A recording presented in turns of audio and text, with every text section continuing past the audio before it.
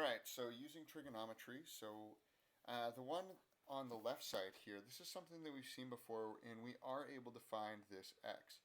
So remember, we look at the angle that we have, and in relation to it, what the other angles are. So this is the one that doesn't touch it, or our opposite, and then this is our hypotenuse, because it's across from the 90-degree angle. So that means that if I'm looking at SOHCAHTOA, for this example, I'm using the sine because it's opposite and hypotenuse. So sine of 49 has to be equal to my opposite over my hypotenuse. So I'll multiply both sides by 32, and I end up getting 32 times the sine of 49 is equal to x. I do this on my calculator.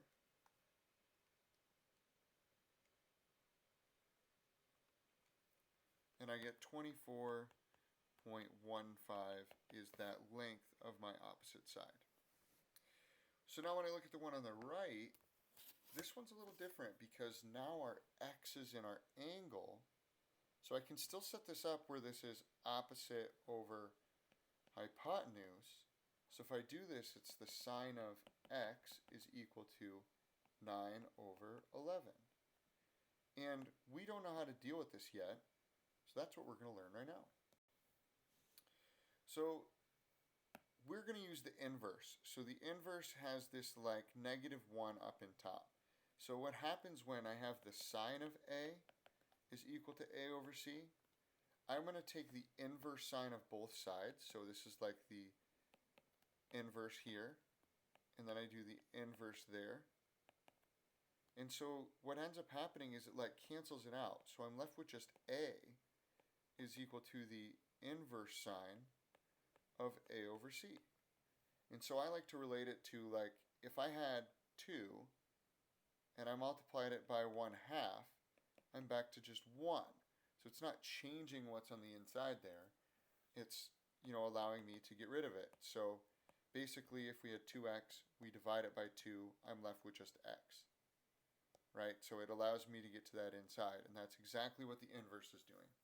So the inverse function, a lot of times if you go into your trigonometry button, it'll have the sine to the -1. On mine, I hit second sine, and it allows me to go ahead and put in some values here. So if I did sine of A over C, well, this is 4 over 5, and I can go ahead and put that in there, and that gives me the measure of angle A. So the measure of angle A is 53.13 degrees.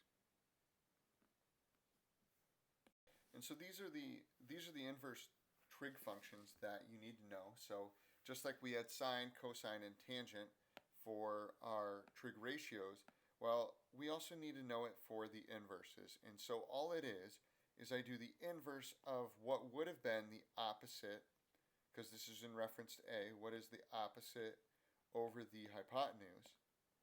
And that's going to give me the measure of that angle.